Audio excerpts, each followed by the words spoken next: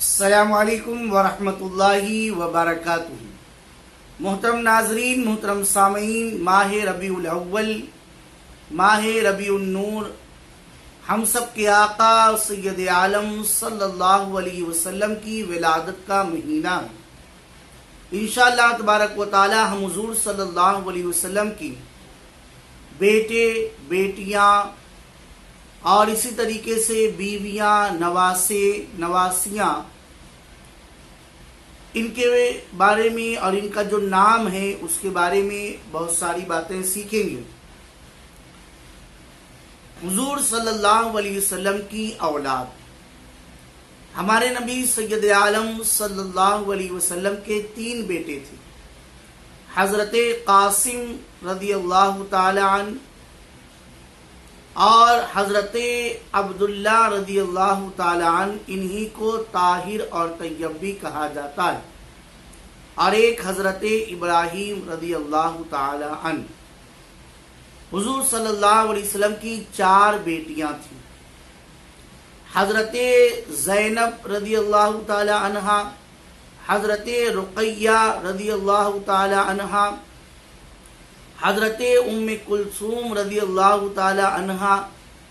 اور حضرت فاطمہ رضی اللہ تعالی عنہ۔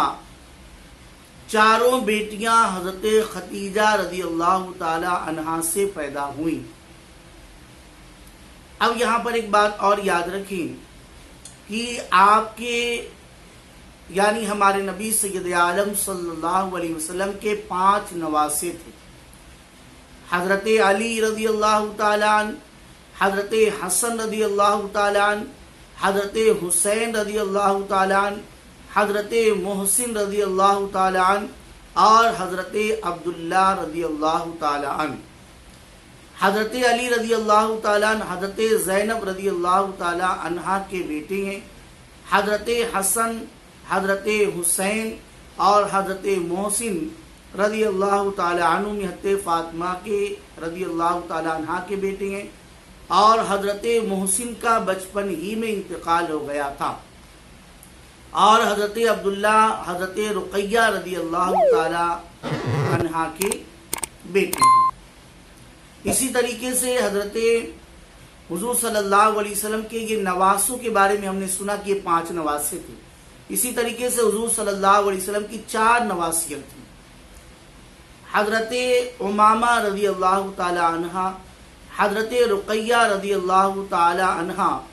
حضرت زینب رضی اللہ تعالی عنہ، حضرت ام کلثوم رضی اللہ تعالی عنہ۔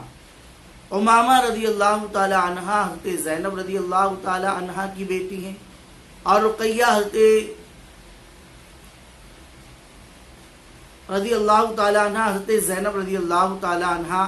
ام کلثوم رضی اللہ تعالی عنہ حضرت فاطمہ الزہرا رضی اللہ تعالی عنہ کی بیٹیاں ہیں۔ اس طریقے سے 4 نواسیاں اور 5 نواسے ہیں، ان کے بارے میں ہم نے پوری باتیں سن لی، اور بیویوں کے بارے میں اور آبا و اجداد کے بارے میں، چچا کے بارے میں، پھوپھیوں کے بارے میں اور داماد کے بارے میں انشاءاللہ